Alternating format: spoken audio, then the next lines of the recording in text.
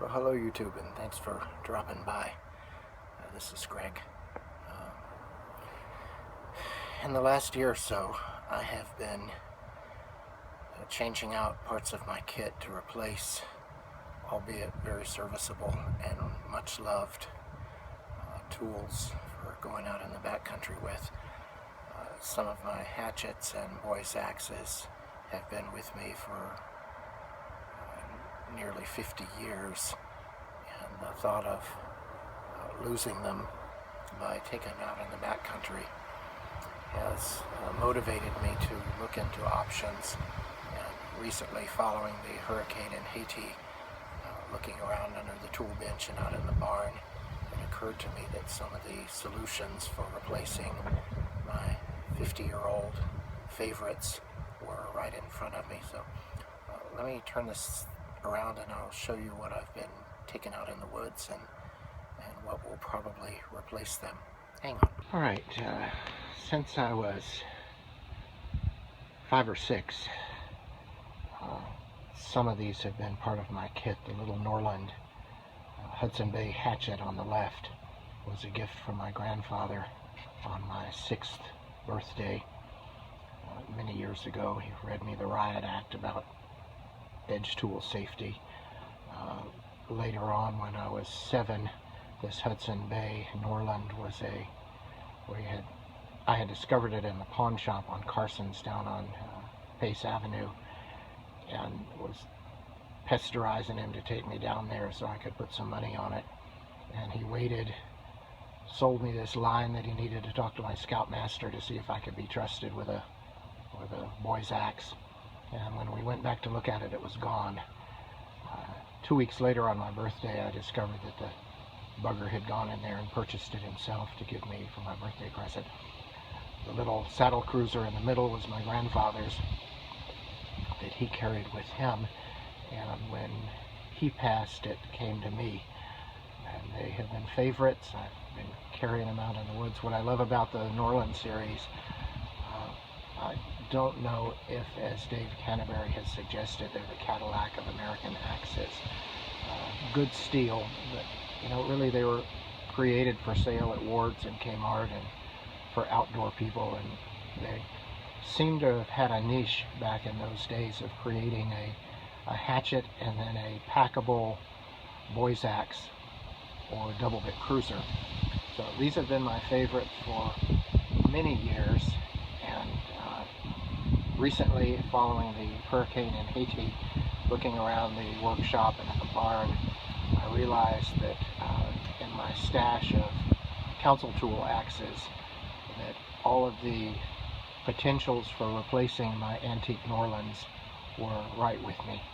So give me a second, let me pull those out, and I'll show you the analogs, and then a couple that have been part of a recent experiment inspired by the Axe Junkies channel and one of their founders, Craig Roost, who does some really amazing modification work. So, hang on, let me turn this around one more time. Okay, for the hatchets, my replacement for my favorite little Norlund is a $25 council tool.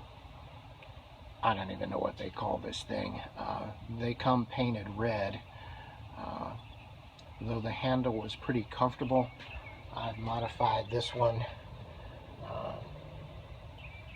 by pulling the original handle off, reshaping it as an octagon, and then adding some rule marks to it. But for $25 in the modern age, I don't know that there is anything like this on the marketplace.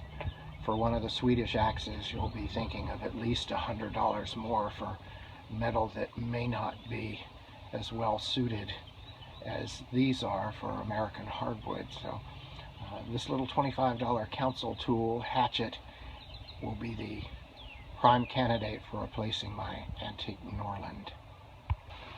For the replacement for my grandfather's little Norlund saddle cruiser that has really been a hands-on favorite in terms of the geometry, recently the brainchild again of Craig Craig Roost from Axe Junkies is this offering in their Velvet Cut line for a packable little saddle cruiser by Council Tools.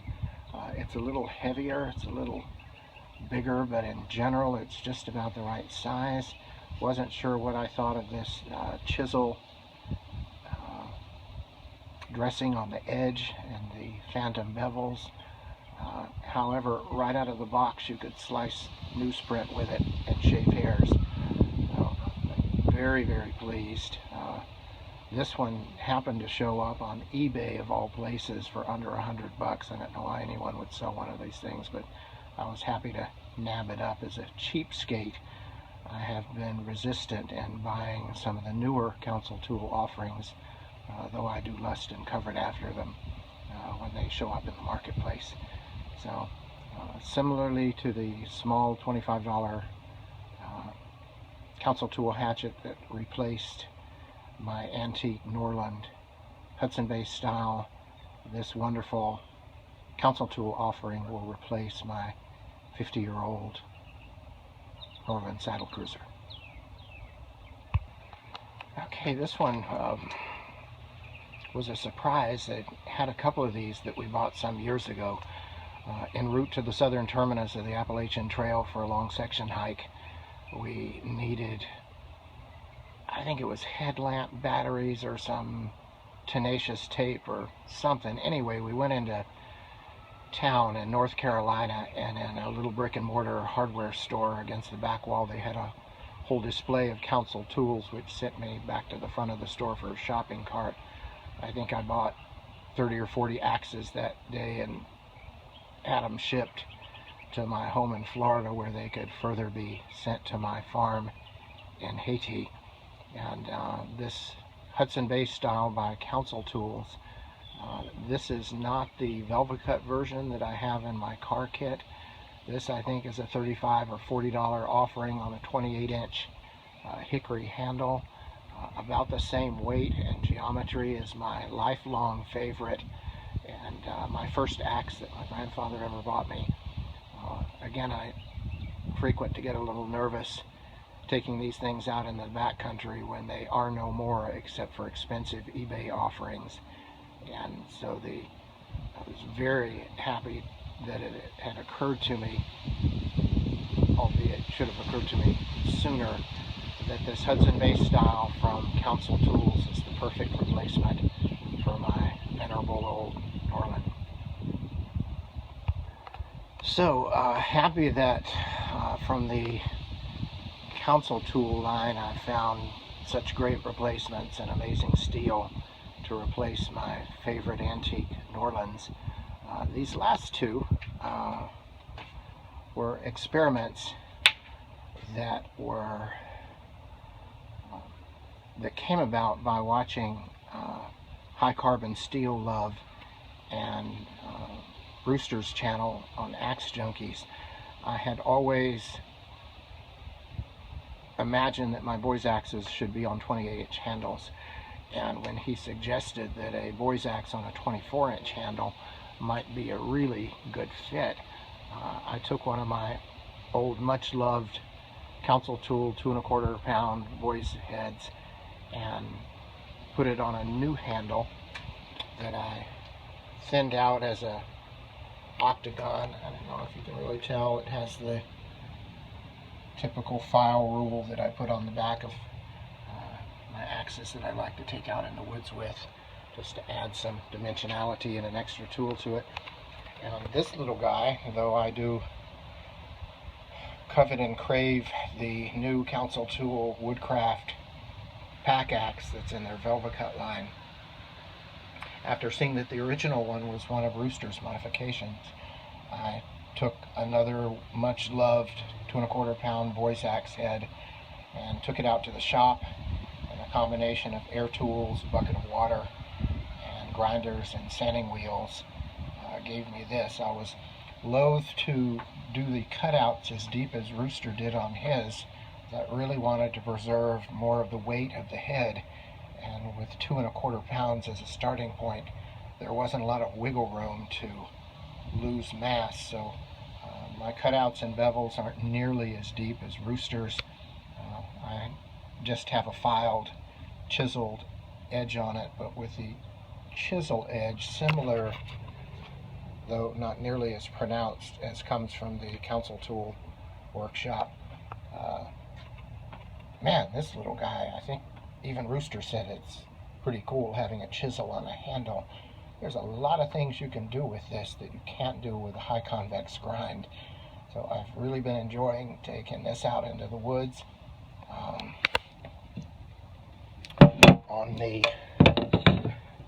top edges of all of these, I've taken either a file or a sanding wheel to accent the edge sharp enough so that I can draw sparks off of it with one of my favorite ferrocerium rods, which adds another interesting capability for taking these little guys out into the woods.